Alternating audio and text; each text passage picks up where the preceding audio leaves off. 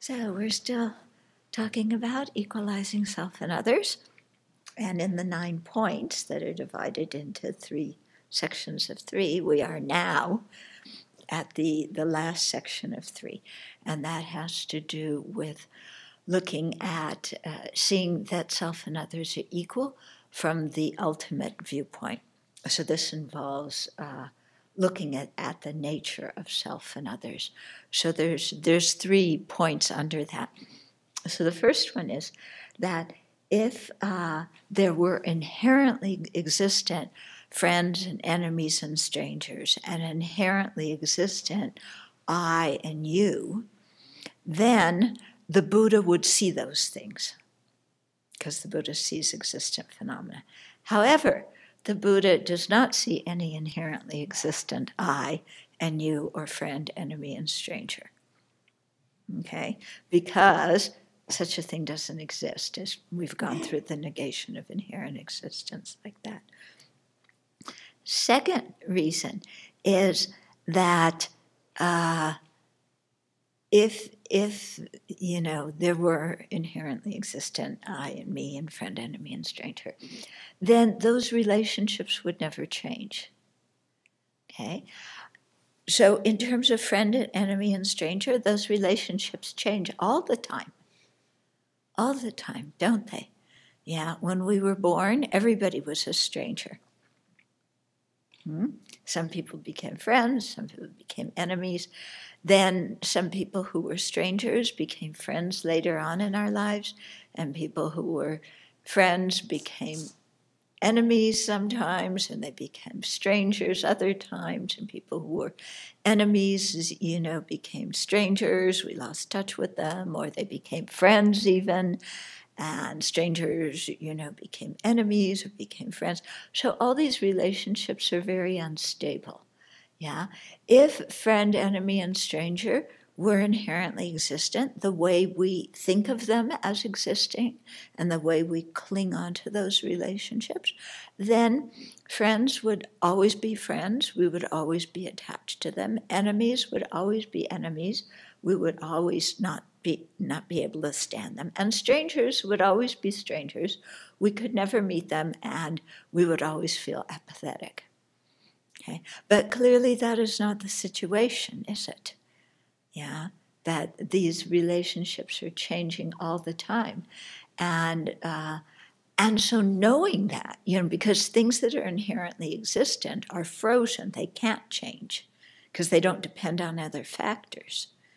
Okay, something that depends on other factors, like causes, then those things are going to change. So it's really helpful, to spend some time thinking about how all your relationships with people seem so solid at a certain time and how they change very, very quickly, sometimes even within one day.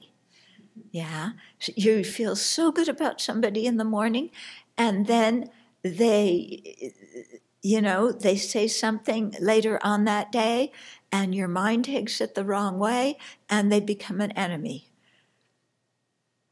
Yeah, we can see this all the time. Yeah, and then we see that people are strangers. We go out in the community. We have to do some errands. Those people help us. All of a sudden, they're friends. Yeah, and some people who are enemies, then we meet them in a different situation, then they're friends. Yeah, so, spend some time in your meditation really thinking about how changeable these relationships are. And so for that reason, that's a good reason, therefore, not to have attachment for one group, hatred towards the other group, and apathy towards the third group. Okay. Do not use this as a reason never to trust anybody at all, because the relationships are always changing, so I can't trust anybody. No, that's not how, don't form that kind of syllogism. That's not what we're talking about. What we're talking about here is how to undo our attachment, aversion, and apathy, because those emotions when we have those in such abundant qualities, then it becomes difficult to develop love and compassion. And without developing love and compassion, there's no way to develop bodhicitta. Okay, so we have to have this kind of equanimity. So that's the second reason. Then the third reason, really, it applies to friend, enemy, and stranger, but it really applies very well to I and you. Because, when we try to come up with syllogisms for why our own happiness was most important, it's usually because, I feel my happiness and I don't feel other people's happiness. And my suffering, it's more important to remove it because I experience it and other people don't. In short, the reason, why my happiness and suffering need more constant attention than anybody else's is because they're mine. That's what it boils down to, okay? So, what this one says, and living at the Abbey is very good because there's a valley down there and there's hills or mountains on the other side, So we have this side of the valley and that side of the valley. Okay, so we say this side because we're standing here, and that side because we're looking out at it. But probably with a half an hour walk, we could be over there, and then this side of the valley would be that, and here would be that side of the valley. Okay, so when you really think about it, then you see that this and that, what's near and what's far, exist by being merely designated. They don't have any inherent nature because they depend completely on our own perspective, where we happen to be standing.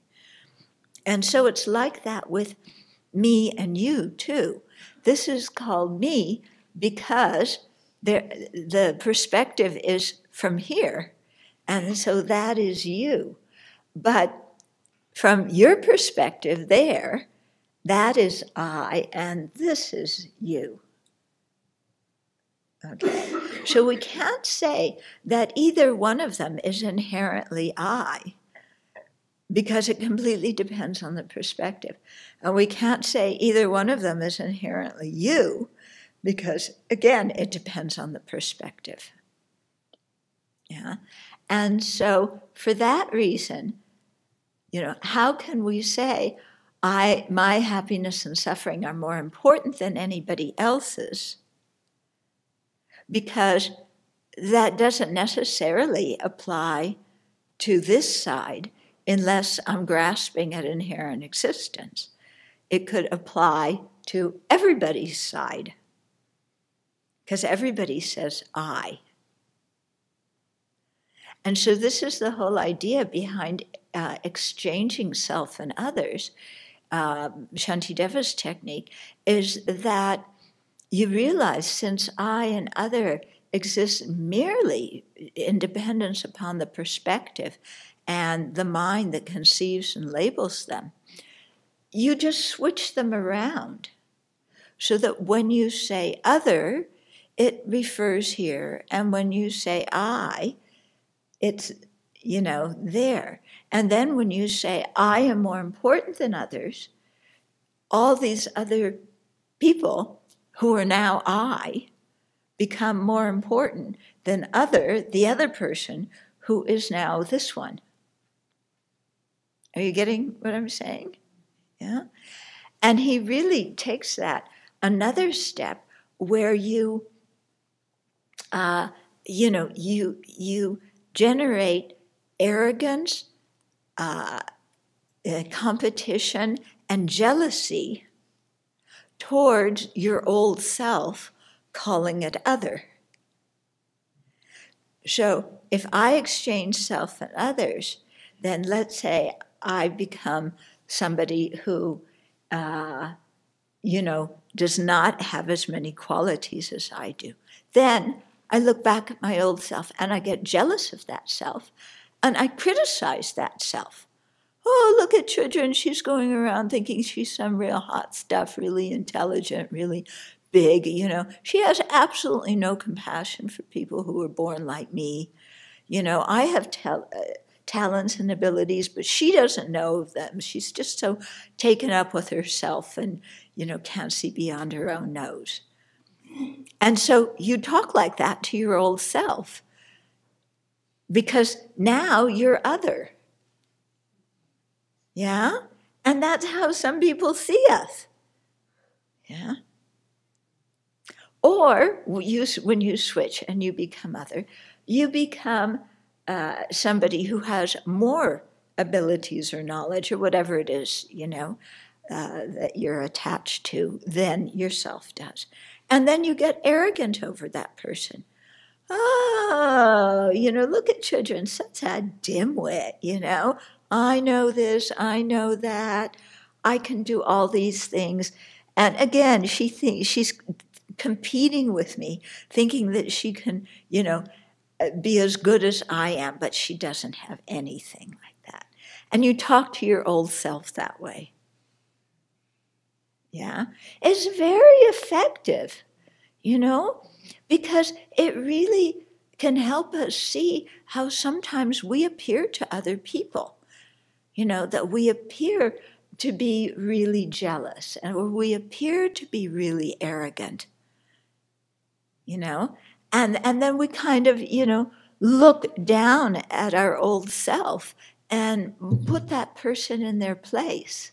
So instead of being so stuck up ourselves, you know, and jealous and competing with everybody else, we realize, you know, oh, you know, if I really was such hot stuff, I should be much more compassionate than I am now.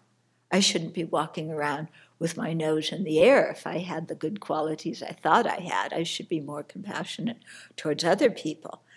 And if I don't have the qualities I'm going around thinking I have, you know, then again, there's no reason to be jealous of other people. I should learn from them. Yeah, instead of trying to put them down because I'm competing with them. Okay, are you getting what I'm saying? So it's very effective this way, and it's all based on this idea that what is me and what is you is just from the perspective, yeah, and it's nothing inherent. Mm-hmm. And it's just, they say it's just due to habituation. Yeah. But I remember saying to Lama Yeshe, but this is my body. So when my body hurts, of course I feel pain, you know. And he said, well, Shantideva says that's just because you're familiar with this body. But there's nothing about this body that is you. And nothing about this body that is, you know, yours. Yeah, it's just by familiarization.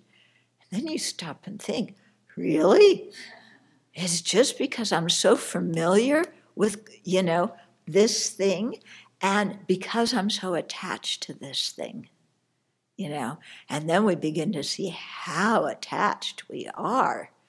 You know, this thing cannot suffer at all. It has to be pleased and comfortable at all costs, you know. But it's just because of familiarity. Because this lifetime there happens to be some connection between this glob of vegetable goo and the consciousness. Yeah, but in a few years, there's not going to be any connection between the consciousness and this vegetable goo. Yeah, so why am I so attached to it? Yeah, and what about it is mine? Okay, so this really takes, you know, it really makes us think quite deeply and, you know, of course, brings in the whole meditation about emptiness and what are things. And it makes us see very clearly, you know, the object of negation. Yeah, and very clearly how self-centered we are based on that object of negation. Yeah? So then that will hopefully give us some energy to reverse it. Yeah. And also the nice thing about exchanging self and others is that then when you get criticized, or then when somebody's jealous of you, or somebody looks down on you, or something like that, then, because you've practiced this in your own mind, then you don't take it so personally when other people say something. Because you've already practiced it in your own mind. And you already see that, yeah, that's, other people see me like that for a reason.